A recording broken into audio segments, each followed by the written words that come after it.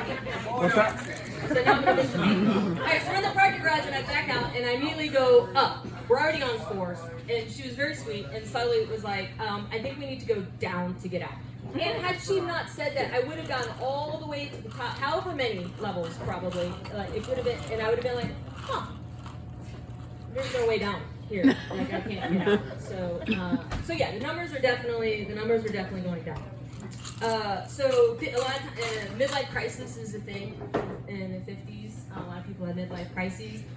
Men always go for like the fancy cars and the girlfriends. What do women do? What do we do?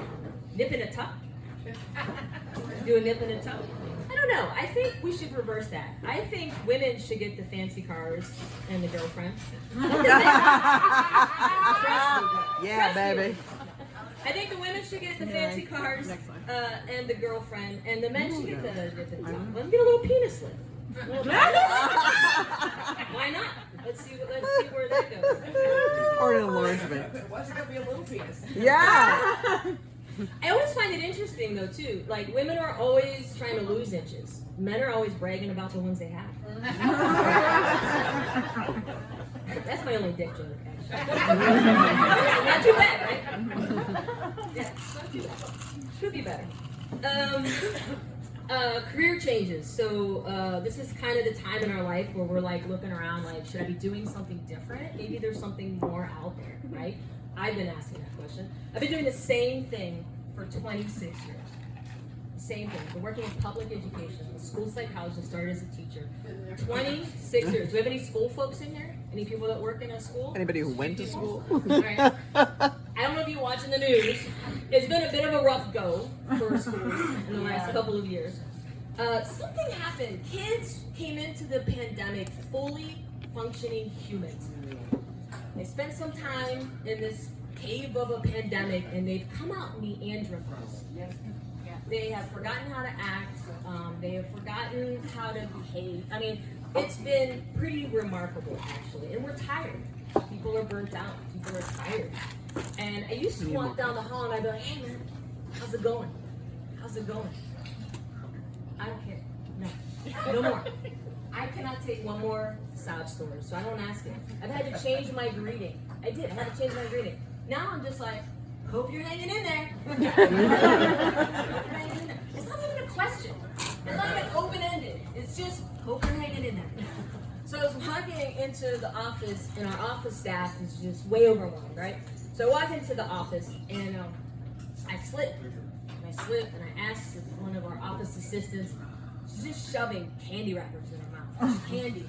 Piles of empty wrappers all like around her desk, and I slipped. And I was like, hey, how's it going? Oh my God, I got a meeting with my retirement people next week. I can't wait to get out of here. Surrounded with candy wrappers. I was like, hope you're hanging in there. That's it. And you walk down the hall and like you hear conversations and you're like, am I in a school or am I in a prison? Because all you're hearing is like, how many years do you have left? How many years do you have left? And then you hear like, oh, I got 4. 4! Oh man, you could do anything for 4 years. Another guy's like, I got 8. All right, 8 man, you can do it. You can do it. Then you got the young guy that comes up, and the young guy's like, I got fucking 16. I got 16, and they're like, Great. Then you get the other guy that comes up, and he's like, hey man, did y'all hear about Ronnie? Ronnie, what happened? Did he die? Did he die in his classroom? No man, Ronnie put his papers in. He's out at the end of the year. He's retiring. And people are like mixed feelings, you know, they want to be happy for Ronnie. They're like, oh, that's good, it's freedom. But underneath, they're like, fuck Ronnie and his freedom. Fuck him, don't even know Ronnie. I don't even know why I made all those guys, because it's mostly women in education, but they were all guys. There's mostly men in prison, women in I don't know. I definitely got it mixed up.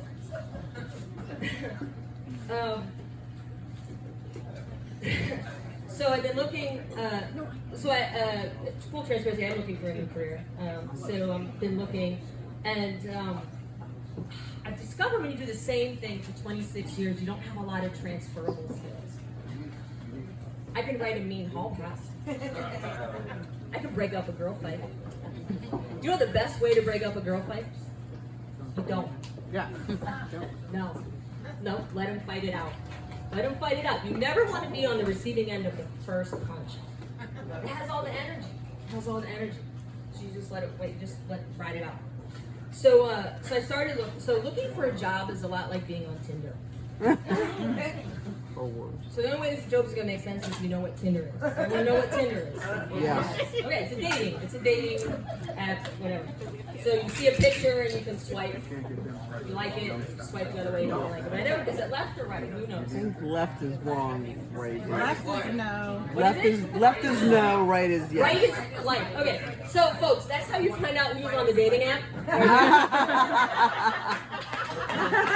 was a total sound. I'm not even gonna lie. But that's how you want to know. Let me get on. So there's a lot of swiping action. So anyway, I was looking for some jobs, and I was like looking at some job descriptions, and it was like, must be able to work in a fast-paced environment. I'm old. There's nothing fast about what I'm doing right now. With my swipe. Must be a self-starter. I'm pretty prompt dependent at this point. I need to know what to do when. Must be able to lift 40 pounds. I got a back thing? Not lifting 40 pounds. No, sweat. So then I see something and I was like, oh, must be able to handle high pressure situations. I could do that. I work in high school. I work with teenagers. I could do that. Must be able to wear multiple hats. I could do that. You have to juggle things all the time. Totally fine. Must be willing to work long hours with no overtime pay. I'm already doing that. I work in public education. That's what we do. So it's not going to work. And the other thing about looking for a new job at this point is there's a lot of drug testing. I'm going to let that sit in for a minute. I've never had to deal with it. I mean, I've always done the same thing. So it was never really an issue. And like everything you look is like, oh, drug test. Well, shit. I don't know how that's going to go. But like I think the younger folks are used to that. They're prepared for it. So I have one of my students. One of my students came in the other day, and he just walks in. He's like, "Miss Ross, I'm done. I'm checking out for the day." Okay, it's 11:30. I should also preface I'm a school psychologist and I work with a very specific population of kids. Like these are the kids that get kicked out of class. They don't go to class. They're troubled in some ways, probably much like you were in your youth. Certainly like I was in my youth. So they have a lot of issues, right? So kid walks in, he's like, I just can't do school today, Miss Ross. I'm done. Checking out. It's like, all right. So it's 11:30. If that's where you are, that's what you need to do. Cool. Peace out. And as I was having this conversation, my email dings. And I look over and it says, hey, don't forget we have this job fair today in the cafeteria. Encourage your students to go down to the job fair. So I see it and I said to him, hey, before you go, check out the job fair. It's supposed to be pretty amazing, whatever. And I said, go on your lunch. What's your lunch? She's like, D-lunch. Now, I don't know if you all went to a small school where everyone just had lunch one time. So I'm from a very large school, 2,000 plus kids, multiple lunches, right? So his is the last. I've had 3 meals before his lunch. It's like almost 1 o'clock. School ends at 2:50. So I said, stop it here. There's no way he's staying. And he's like, plus someone wants to beat my ass. I can't go to lunch. And I was like, okay, I'm not going to get into that. So I said, well, I'll walk down with you, right? And I don't even know what class he's in. We used to, pre-pandemic, care. Check with the teacher and say, hey, are you missing a kid? I have him. No one knows. No one knows. I had a couple students bring me the attendance sheet from the class and said, no teacher showed up, but we went ahead and took attendance. So that's where we are. So I said, I was like, hey, that was really nice of you. That's great. They're like, and then they were like, we don't know if we got it right, but we tried. So I said to him, I'll walk down with you, whatever. So we go down to the cafeteria, and it had just all these, it was actually really well done. It was just a bunch of, they had the fire and rescue folks were there, the police academy cadets, some HVAC people. I mean, it was really cool, electricians, construction, whatever. So I kind of just stood off to the side, and I was just watching this kid, and he's going around, and he's doing great, right? He's like shaking their hands, he's looking at them, he's making eye contact. I'm like, I didn't know this side of him. People are laughing, he must be, he's charming, whatever. So it's going really well, and he does the thing, and I said, there's more in the other room. So we go in, and he's doing this whole thing. So he comes out, and I said, I'm really proud of you, man. You did a really nice job. I said, you really put yourself out there. I said, so have a great day. Because I knew he was leaving. He's like, he had a handful of brochures and pamphlets, and he's like, I got to process all this. Can we just go back up to your office? I got a lot to think about. I was like, okay, cool. Let's go to my office. So he spreads it all out on the table. Now, the key to working with teenagers is to look really indifferent. Right? Like, you don't want to be like, tell me all about it. Because they're not. So I'm at the computer, and I'm pretending like I'm not really paying attention. And he's just talking through all these, he's sorting stuff out. He's making piles, and I was like really curious. So I said, I finally stopped, and I was like, tell me your system. What's happening here? And he's like, well, these are all the ones that would be a really good career to support my family, right? Like I have benefits, there's paid time off. I was like, okay, that's cool. He's like, but these are dope, right? This is adventurous, and I can go into fires and do all this kind of stuff. He's like, so I'm kind of torn. And I was like, okay. I'm like, I really like this. You're really thinking it through. I said, what's this pile like over here? Oh, those all require a drug test. I was like, man, I'm like, you are figuring out how to get a job and maintain your drug lifestyle. I'm 50 and just trying to figure that out, right? So I was really impressed. I was like, that was really a long time. That was a really long setup. I don't know if it landed, but it was a pretty good setup. For a long I liked it. Yeah. So I've been thinking a lot about death and dying. I mean, I'm not obsessed with it, right? Like I'm not obsessed. I'm not losing sleep over it. But 50 is like that line where you no longer die tragically. Anything before 50, oh my God, they died tragically young. After 50, well, they had a good life. Right? That's where we are. That's where we are. I don't know, but I've been thinking about it, like, what I want to know. Like, would I want to know how I was going to die? I don't know. Would you want to know? If someone had the power, magic power, you want to know? I think I'm going to be surprised. I do. I think I want to, unless it's super specific. Super specific, like, you're going to die on a Monday morning in front of the post office wearing slippers. Okay, I can work with that. Just throw away all your slippers. Instant mortality, right? Throw it away. I was really high when I wrote that. So, where are my edible people? Do we have any? We're about to get to the meat and potatoes, people. This is it. This is what we're doing. This is what we're doing. So I love. Oh, this doesn't work. Oh, this is not going. Oh, let's get it. That's the other mic that's right. Hold on, I might be able to make this work. You can get it. It's really important to the joke. Okay, so it's funny when I asked that question in the DC area, like, where are my edible people? This is what you get. Because there's like a DEA agent in the corner, right? Nobody wants to admit to it. Here you're all like, woo! Want some? I love this. It's awesome. So I can't do it. So I can't mess with them. I had a couple bad experiences.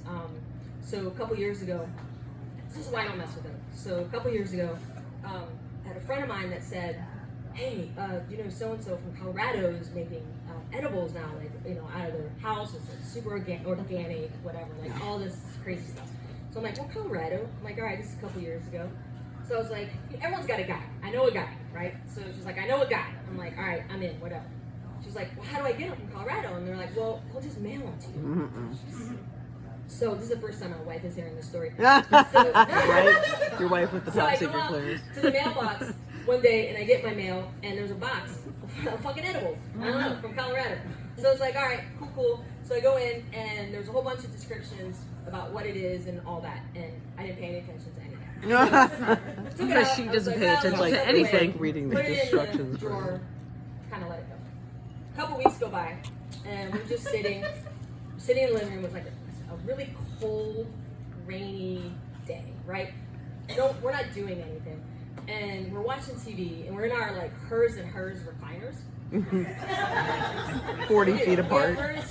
It's true. We have hers and hers recliners, and there's like a couch in between. It's kind of the vibe. It's like we like each other, but we don't want to be too close to each other. So she's over there, I'm here, and I said, "Are we doing anything today? Like, what's up?" She's like, "No, we're not doing it. It's miserable out. We're not doing anything." So I was like, "Cool." So I go to my drawer, pull out, and I took the Tootsie, and I took a bite off of it like I was a lumberjack eating a Snickers. Like just, right? And I was like, put the rest in the thing, and I go sit down and get a cup of water, and I go sit down. So an hour goes by, or 5. I'm actually not sure. And so time goes by, and all of a sudden she jumps up, and she's like, "I need to go do something." And like, we gotta go do something. No. No, that ship has sailed. Because I can't feel my legs, my arms. I can't even move my head. At this point, the only thing moving are my eyes. And I'm just, they're darting. I'm trying to communicate super hard. My blinking. Okay? So she's in front of me, and then she's like, "What do you want to do?"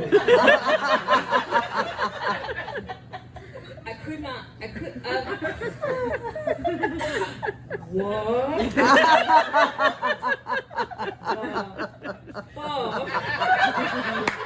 Is wrong?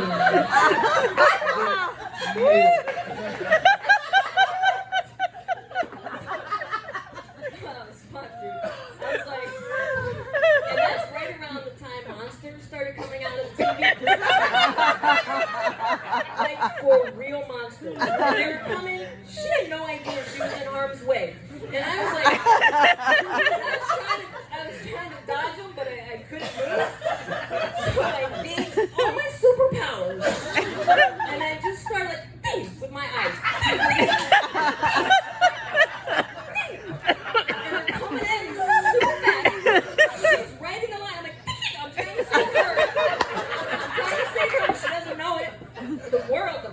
Is on my shoulders. And I'm like, just with my eyes, just channeling all my superpowers. So then I get super thirsty. Super, like, desert thirsty. Like, I haven't had a drink of water in like 4 months. And the cup was right there. In the cup holder. And I was like,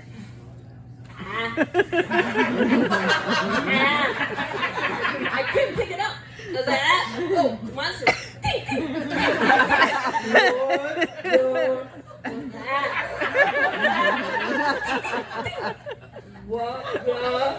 But I lost my shit. So I had to tell her. I had to tell her what was going on. She didn't even know that I had taken an edible. So I was trying to tell her, but I couldn't engage my vocal cords. Apparently that's a thing. So I had to do the whisper shout. But I was still really thirsty. So I was like, edible. And you know, like that look your spouse gives you? Of like, not sure if it's like, should I be concerned? You're disgusted, concerned. Like, not really. I had that look from my wife of like, should I be concerned or like, am I gonna kill you? Like, I don't know what the fuck is going on. So that, my friends, is why I don't do edibles anymore. Yeah, baby. I would actually rather just show up at the post office on a Monday morning wearing slippers.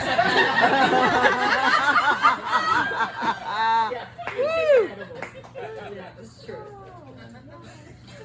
Alright, where are my WebMD doctors in the house? Do we have any WebMD doctors? Where are my fellow hypochondriacs? Okay, just raise your hand. Oh, somebody was Is it like super specific? Like, are you hypochondriac about like one thing in specific, or is it like a lot? Anything, whatever happens, I just look it up, diagnose myself. You go down the rabbit hole. I've gone down the rabbit hole so many times. So same. So I have something that's super specific, but I also have all the things at the same time. I one time, true story, made a doctor's appointment because my urine was rust colored. I peed and I looked. I was like, well, that looks like kidney failure. And in my head, I went through my whole life. I was gonna be on dialysis the rest of my life. I went through the whole thing, and I was like, well, this is just my new life. I'm just gonna have to figure out dialysis. So I went down the WebMD Google hole, and turns out I was just eating a lot of beets. If you eat a lot of beets, that's what happens. Everything turns rust colored. Just in case, you don't make an appointment. I learned that the hard way. But I'm a hypochondriac because weird shit happens to me. It does. So, have you ever gone to multiple emergency medical establishments, have been seen by multiple doctors, and you left with the diagnosis of, that's interesting. True story. More than once, actually, for me. A couple years ago, I went, I had a thing, spider bite. I was camping, and came home, and it started to bubble quite a bit, and then it turned purple pretty quick. It was pretty gnarly. So I had a couple drinks. I wanted to think, so I had to get my thinking cap on. So I had a couple drinks. And I did what every tipsy person does, is I took a picture and posted it to Facebook. And I said, does this look infected? A lot of comments. And someone said that looks like a brown recluse spider bite. Like, you should probably go to urgent care. So I was like, I'm sure it's fine. And then I Googled brown recluse spider bite, and apparently it eats away at your skin. There's like a bacteria eating. It's pretty gnarly, right? So I went down that rabbit hole, and I saw pictures, and I went to urgent care. So I go into urgent care, and the doctor comes in, and he looks at it, and he was like, that's interesting. Yeah. And then he turned around, went to his computer, and Googled it. Yeah. Which is what I just spent 3 hours doing. And I'm like, if he doesn't know, who knows? I come here because you have to know. And he says, I'm not sure, but here's some antibiotics and some oral steroids. Now, another way you know you're old is when you love the oral steroids. Oral steroids. Yeah, you with me, right? I want. It's a problem.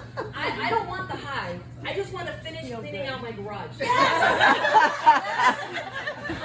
Productive. I'm like, I got at least losing 3 nights of sleep. I got a good 72 hours straight that I can do whatever. So my wife loves it when I'm on oral steroids because she lines up all the to-do lists. She's like, oh, you're on steroids? Okay, this is what we're doing. And we get shit done. So he sends me home, and he says to me, go home, here's this. And if it gets hot, go to the ER. If it gets hot. And I was like, okay. So I go home, I have another drink, just because I had to calm my nerves. And an hour goes Just by. like any other night.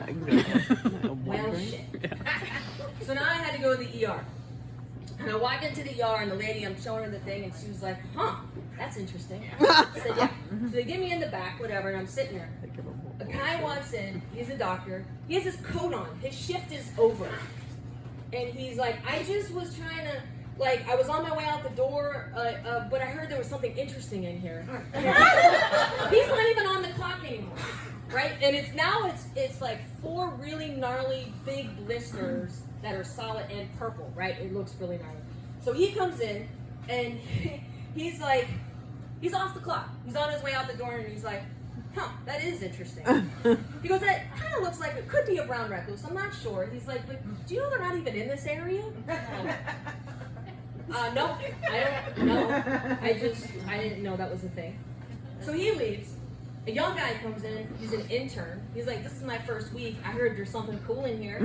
Can I take a look? And I was like, yeah, there it is. He's like, huh, that's interesting. He goes, thanks for the peek, and leaves. I'm like, all right. Young girl walks in. She just like washes the sheets. She's like, oh my God, that looks terrible. Thanks for the peek. Finally, the woman doctor comes back in, and she comes in and she's like, well, the consensus is brown recluse spider bite. And I was like, yeah, that's kind of what I've heard. And she's like, did you even know they're not even around here? Yeah, I heard that as well. But yeah, weird shit totally happens to me. And that's happened on more than one occasion. But I also have like skin sensitivities, right? Like, so I can't enjoy, how many of you like products? Like the really fancy scented, fancy name products, lotions. You guys like scents? Like, you'll pay a little extra money for a nice kind of fancy product. I can't have any of them because I'm allergic, so I break out hives. Chemicals are bad too. So I have to be really careful about, like, because I have skin sensitivities, I can break out in hives or whatever. So I have to have like scent-free stuff, everything, which is really a drag. So I can't have any scent-free stuff. So I have a friend who makes soap. She's actually here. She has a farm. She makes all my soap, which is scent-free, chemical-free, which is great. I haven't bought soap in years, right? So it's perfect. Now the thing about getting homemade products is they come in all sorts of containers, right? Like they're not fancy containers or whatever's laying around the house. So it could be a tube, split, whatever. There's no name to it. It's just all recycled stuff, which is great too, right? So she showed up one time and she was like, here, I made you some shampoo, just trying something out, whatever. So it's in a refurbished Suave shampoo thing. And it just had a piece of duct tape on it. And it just said Diamond. So duct tape with just a black Sharpie Diamond.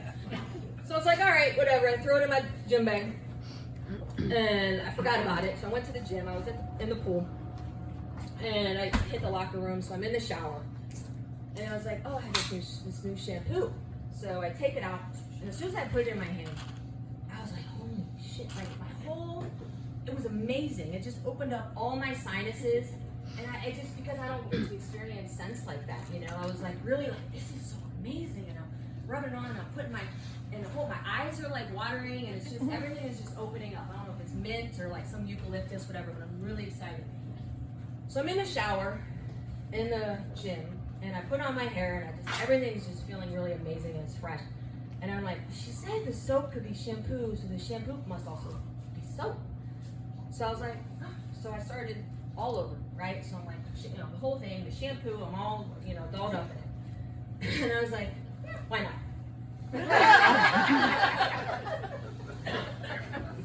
Oh.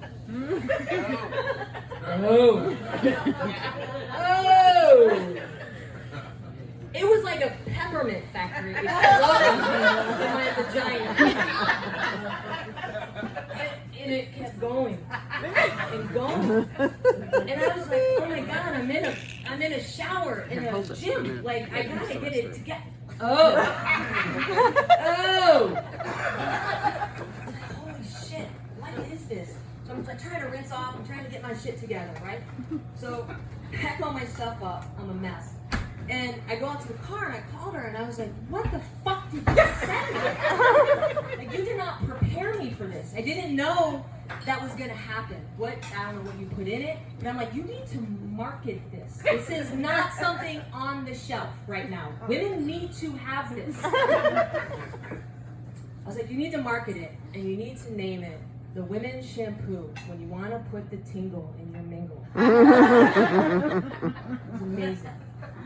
It was so good. Any questions?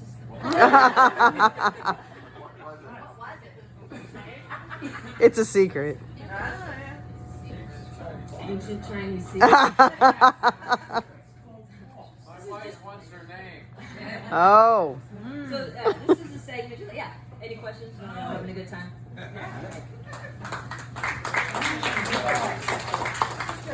So Russian vodka's had a good one. No more Moscow mules. I don't know, I feel bad, I feel conflicted. You know, it's there's a lot happening, right? A lot of stuff going on. And I feel conflicted because like I want to help, right? I want to contribute in some way.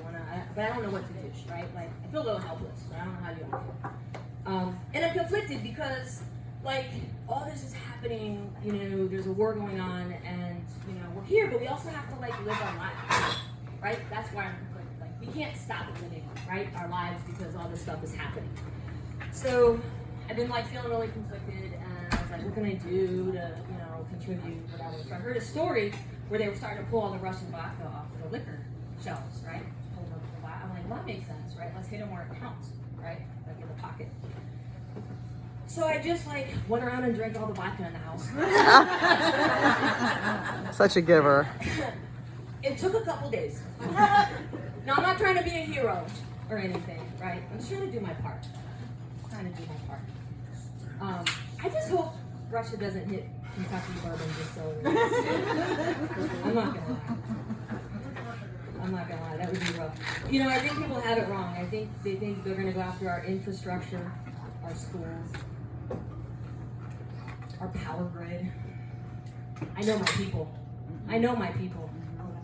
They take our bourbon. You'll see all kind of people go take up arms. Don't fuck with our bourbon. Do we have any bourbon drinkers in here? Yeah. All right. Yeah. So I'm just trying to contribute, just trying to do my part. My wife thinks I drink too much. Does she really? She's not wrong. Don't you love when people say that? It's like the most passive-aggressive way to tell someone, you're not wrong. It's like you know they're right, but you don't want to admit they're right. So we're like, you're not wrong. I say that shit all the time. I'm not saying it's great, but I do that all the time. You're not wrong. She's like, yeah. She thinks I drink too much. Where's my married people? Married folks? Where are we at? Right? Okay. Let's see. Anyone over 20 years? Over 20 years? Okay. Awesome. Give it up. Yeah. I'm getting there. 25. Over 25? 25 in the back? All right. Over 30. Where's over 30? Woo! Okay, give it up. Right there. Do you have any? Oh, 40? Do we have 40? Do we? Is it 40? 35. 35. All right, we have a record. So for our 35 people, any advice? Because it's not going well for me. It's a comedy club, right? It's going fine. It's going fine. But what's seriously, anybody? Do whatever your wife says. There you go. Can I be the wife? Captioning. You're my wife. Stop it. Keep drinking. Keep drinking. She's always right. She's always right. That's good advice. So one person has to be right? That's kind of I am always right. Woohoo! I'm a guy and I'm still working on being. What's that t-shirt say? I don't even remember. Work in progress, maybe? Yeah, Work in All right. progress. I think that's fair. I think we're all works in progress. I think that's healthy. I think that's healthy. I think it's healthy to be a work in progress. So I became gay to avoid marriage. Let me explain. It's a strong choice. It's not for everyone. So, fortunately, it has worked out for me. No, I was actually divorced like 25 years ago, and it was a really brutal divorce coming out of college. And I just remember, that's the thing they don't tell you about divorce is like it takes you right to the edge. You know, if you've ever experienced it, like it doesn't kill you, but boy, it sure takes you right to the edge. Right? Yeah, it's a thing. And people don't talk enough about it. And I think it's something I think that's, you know, we should talk more about. But so I was having a really tough time, and I was like, man, how do I not ever feel this way again? Right? And I was like, well, gay marriage is illegal. Well, guess I'm gay. Like I said, it's a strong choice. It's not for everyone. But I never really understood why more people weren't getting a glare in my life right now. Oh. Right through the back of my skull. No, I never understood why more people weren't on board. Like, hey, we like each other. Let's move in. Let's share expenses. We can have sex whenever we want. And if it doesn't work out, one person just leaves. like, it seems pretty straightforward. But a lot of motivated, high-achieving people wanted marriage, gay marriage to be legal, which is great. They started marching, right? Making signs, out there protesting for gay, marriage equality. And I was just like, careful what you wish for. So it became legal. And so I'm married. Woohoo! So I'm married. So for my 35-year-old year people marriage, do you remember the proposal? Like, do you remember how he proposed? I assume it was he. Yeah, I proposed and I said it's time for us to get married. Oh, love it. Yeah. She's like, I just fucking did it. I got tired of waiting. Basically, it was one of those, either shoot or get off the pot. Oh, boy. I love it. Is this the same one that just said do whatever your wife says? So that's awesome. Things are different in Should've get off the Pittsburgh. pot. You want to hold this? So my wife was very sweet, and she proposed to me, and I actually was not expecting it, because gay marriage just became legal, and it was very exciting for lots of people. And pretty shortly after that, she proposed. But I didn't know. It was right around my birthday, so she set up this whole thing, and it was a romantic dinner. But she wouldn't tell me. She's like, just dress nice. We have this thing. She had a whole thing planned. So I get in the car.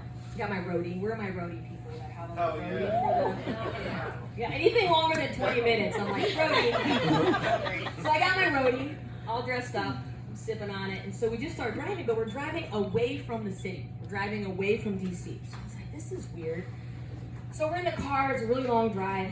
We just keep going and going, and it's just like, we're getting farther away from the city. And I was like, I don't even know any restaurants out here. I'm sipping.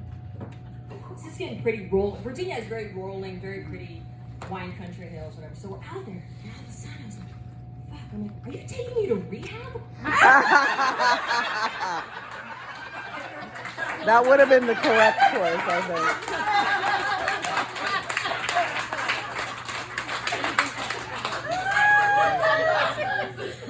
It made more sense to me in my head that I was going to rehab than she was proposing to me in the fancy restaurant. Yeah. So I said yes. And it's been fun. It's good. But we're very different. I don't know if you guys have a partner that is very different. Like, we're very different. It takes a lot of work, a lot of communication, there's a lot of compromise that has to happen. We're just very different. We're raised differently. She was raised in a very traditional Catholic family. I was complete opposite. I was raised by heathens. It's in the book. I grew up with a lot of freedom, right? I just had a lot of freedom as a kid, and I think it was great, but it kind of does something to you, and it makes relationships a little bit tricky, right? Because you're used to just doing what you want to do when you want to do it. So we're very different. She's a just in case person. Like, let's do this just in case. I'm a let's light it on fire and see what happens. Right? She's a hold honor. I'm a let goer. So that's tough. And like every good lesbian couple, we have 2 dogs. Comes with the card that you get. Yep. So we have 2 dogs. We have a retriever. I couldn't have a partner. We also have a beagle. So the beagle has started to escape the yard a lot, the backyard. You know a beagle, man, that's all they care about is the dog. So he's been digging under the fence, and I'm like, well, he clearly doesn't want to live here anymore. Despite a dozen dog beds, and unlimited treats and love and affection, he sleeps under our covers. Fuck him if he doesn't want to be here. Exactly. I don't know what to tell you. Fuck him. But if he wants to be free and find a better home, have at it. Be gone Right? with you. Right. So no, not my wife. But so she calls me last week, and she said the beagle got out. He's been gone for 2 hours. I don't know what to do. I was like, well, we just have 1 dog. We just have 1 dog now. The perfect one. We love them equally, like your children. Maybe. We love them equally. So I said, I don't know what to do. He clearly doesn't love us anymore. He, wants another home or another family. I don't know what to tell you. So she bought a GPS tracker for the collar. I didn't know it was the thing. So she bought a GPS tracker and put it on the collar. She was like, you need to download the app. You need to download the app. I'm like, I'm not downloading an app. She's like, you need to download the app. I'm not downloading an app. You need to download the app so we can both track it. So I downloaded the app. So I have the app. Who's the person that says just do what your wife said? I have it. I have the app. But it does more than watch his steps. It keeps track of how much he's scratching, licking, drinking water. That little fucker burns 600 calories. Licking himself. Just by licking and scratching and he's only 35 pounds. So, I understand that. But I'm like, you little shit, you ain't even working that hard. And you're burnt, and I'm watching it, on the app. I'm keeping track. And I'm like, well, this is bullshit. I want to transfer his doggy activities to my Apple Watch. I do. I want to be able to keep track of how much I'm licking and scratching and drinking. I'll be closing all kind of rings. So super successful. I can just be measured on that, right? Man. Is this in the book? No, that's brand new. No. That just happened last week.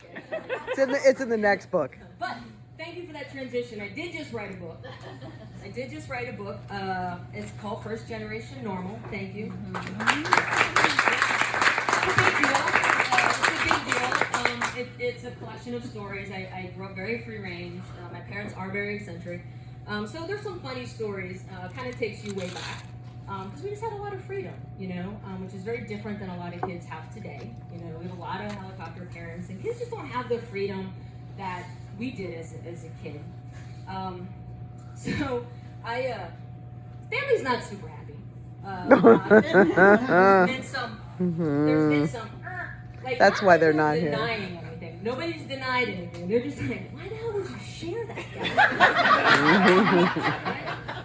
Because it's a good story. They haven't seen it yet. They'll get there. So when the book came out, there was a lot of conversations, and my dad said to me, he calls me and he says, well, kid, you sure kicked a hornet's nest. I said, yeah, probably. I probably did. I said, but what did you think why I was asking so many questions for the last couple years? I would send messages to my brother and sister, hey, do you remember that time, blah, blah, blah, and I would ask them, and they would reply back, boom, with the answer. I was just kind of double checking my memory, I think things happened a certain way, and I was like, let me check that let me do some fact checking. So they always came back, I got the scoop, I felt like I had the right stuff. And same thing with my dad. I'd call him, I said, hey, do you remember that time when I was, 8, whatever, and we were doing this? Who was there? And he would tell me. So I said to him, I said, Dad, I understand the hornet's nest and all. I said, but what do you think I've been asking these questions. You guys have been answering them for the last couple of years. What do you think I was doing with all that information? And he was just like, well, we didn't think you'd actually get published. So I came from a really supportive household. But it's worked out fine. I just got my first royalty check. Woo!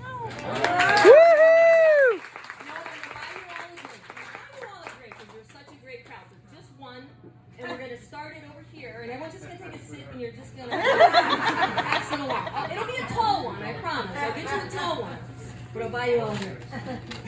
No, very few people make it on a writer's salary, I'll tell you that. It wasn't much.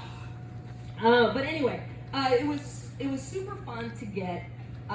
It's nice to be paid when you make these transitions. It's nice to see the fruits of your labor, right? And it's that's pretty cool. It doesn't have to be a lot, but it was kind of cool to get some really good positive feedback. But the thing, when I guess I just can't relate to, because I had such a free range childhood, I can't relate with a lot of kids, right, that I'm working with. So I work in a school, and I got a call the other day that there was a female student in the gym having kind of a meltdown, right? These are a lot of calls I get. So I'm like, she's having a meltdown. So I go down to the gym, and so the other thing about where I work is the gym is not like a gym that you and I went to. We went to a gym, it was like just a gym. It had 2 hoops and, you can fit a class in there.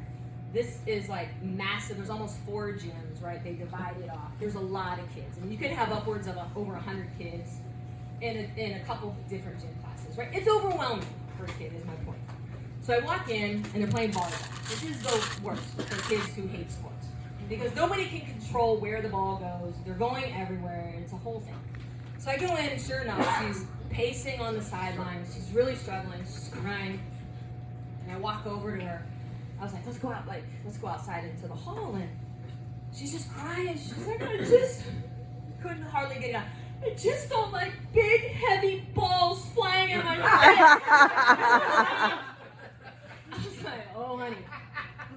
Yeah, you're not the only one. You're not the only one. Get used to it. That's how we train our straight girls. Get used to it. Take one for the team. Big heavy balls flying at face. I had to keep a straight face on that one. There's a lot of things that happened. That was a tough one for me to work through. So I said, I'll tell you what. I said, after I did my whole internal monologue, I said, I'll tell you what. I'll walk back in with you, and we'll get it together. So she comes back in with me, and I look over, and I see a balloon on the side over like on a little t-shirt stand.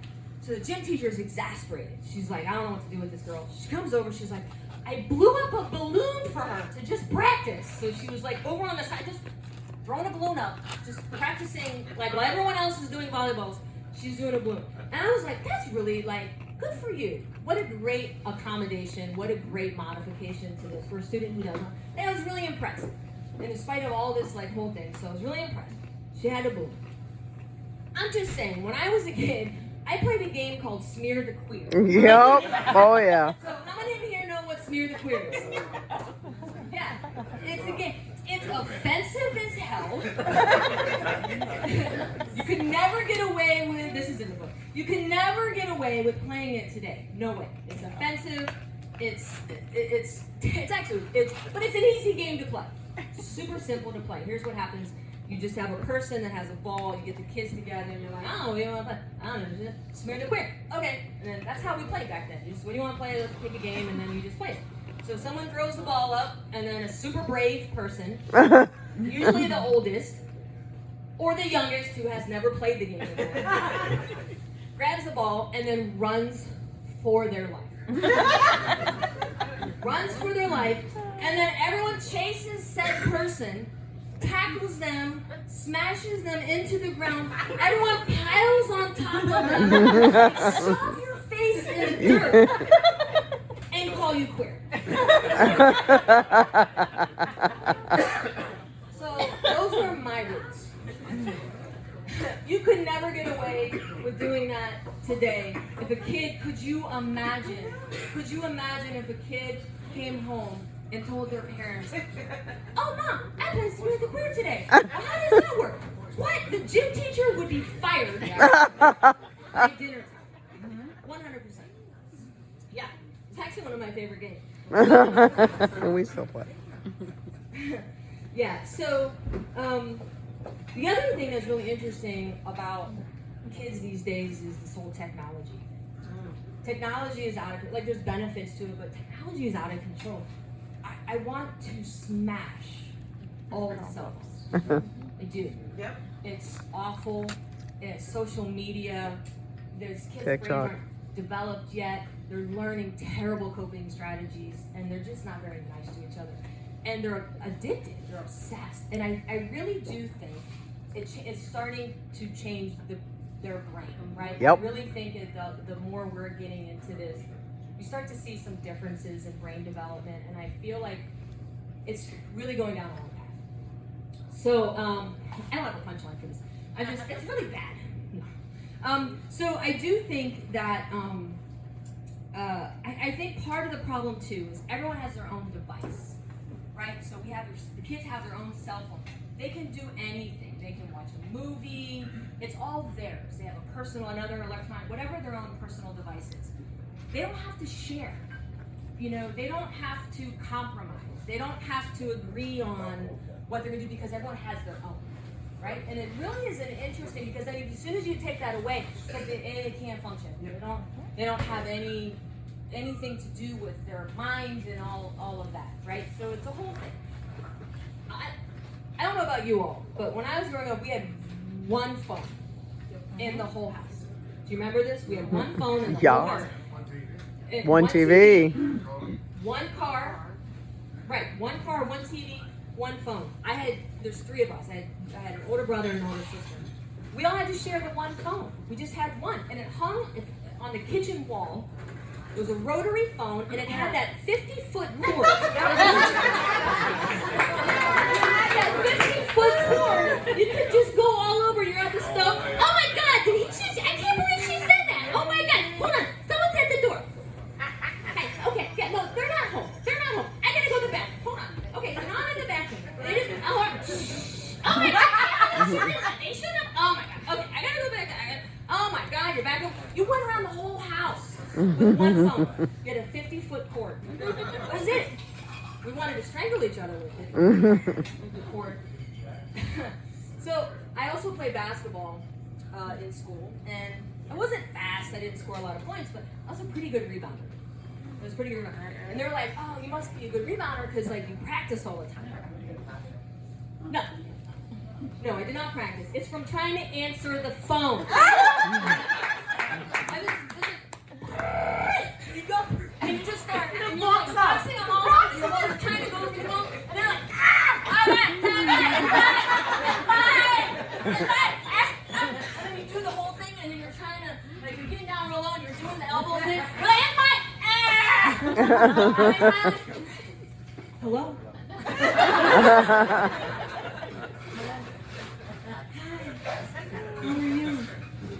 How are you? That's how we answered the phone. Alright. So I'm just about out of time. But I just wanted to take this. You guys have been truly an amazing crowd. It's been super fun for me. I'm out of breath. Woohoo!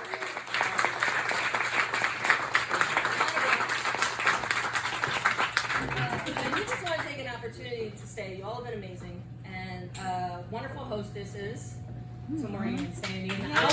Woo! Also that I really believe, I genuinely believe this, humor has healing powers. And I do believe that. And Yeah. I believe we are living in a time where we just need to fucking laugh. And just come together and be kind to ourselves, be kind to others, and just, we're in it together, right? Like, we all share a space and we just have to make it work. And I really believe that. You guys have been great, and I feel like you appreciate it. Yeah. Woo-hoo-hoo. So, having said that, I do have one more story, if you're up for it. If not, that's fine. All core. One more. Oh, here we go. So, Yeah, here we go. She's taking it. Hot flash.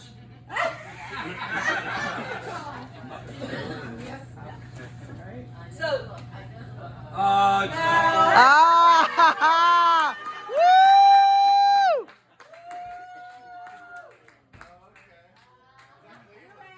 all right, you liked me before. Ah! You can't unlike me. All right, you know my roots. My roots are in Ohio. I'm not too far. We're just like a little bit that way.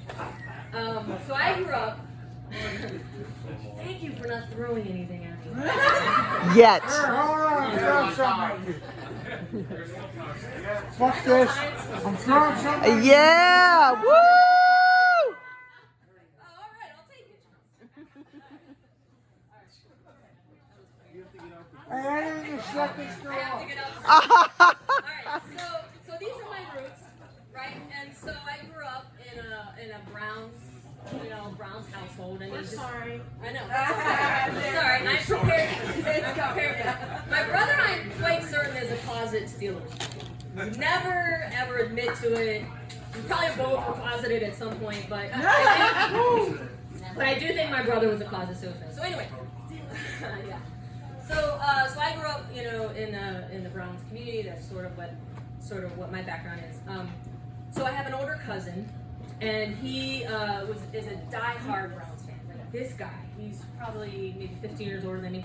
So he came through all the, like, he knows all the Browns stuff. The statistics, the history, all that. He's a huge diehard.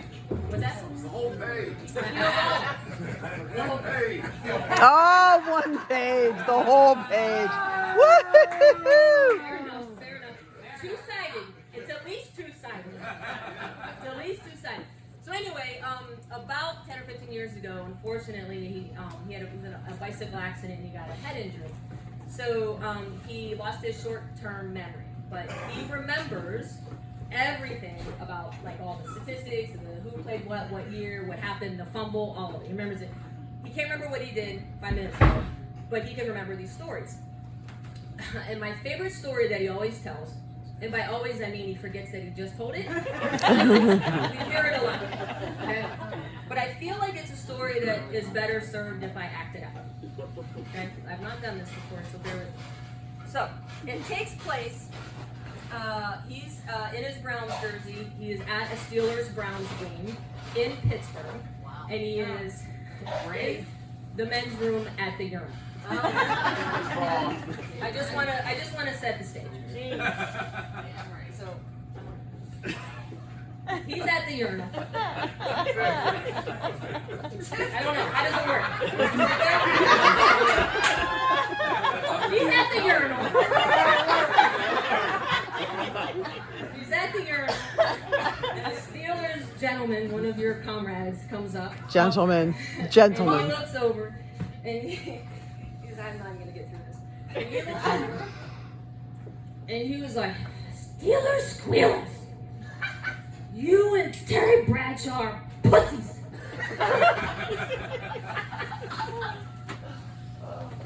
There we go.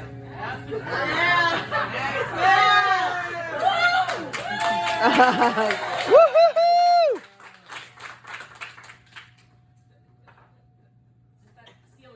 Yeah, yes. Oh, 2 hands. No. Hey, we all think you're a 7. So he's like,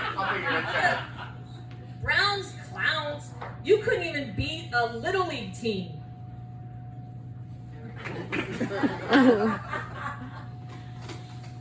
It's the longest pee in history. Fair point.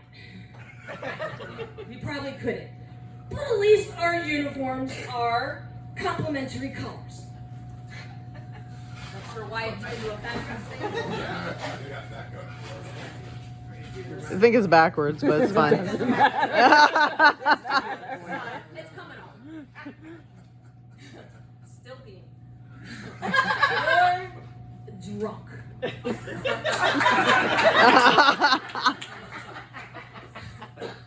Also true.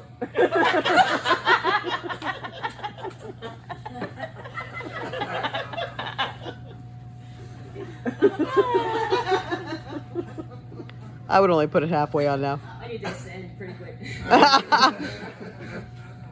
Well, you can suck my drunk white ass.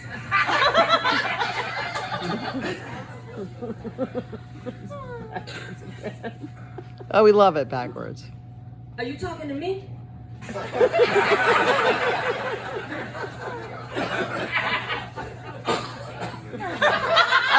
Yeah. I'm talking to you, and go squealer your mama. Just put it on inside out. It's fine. Thank you.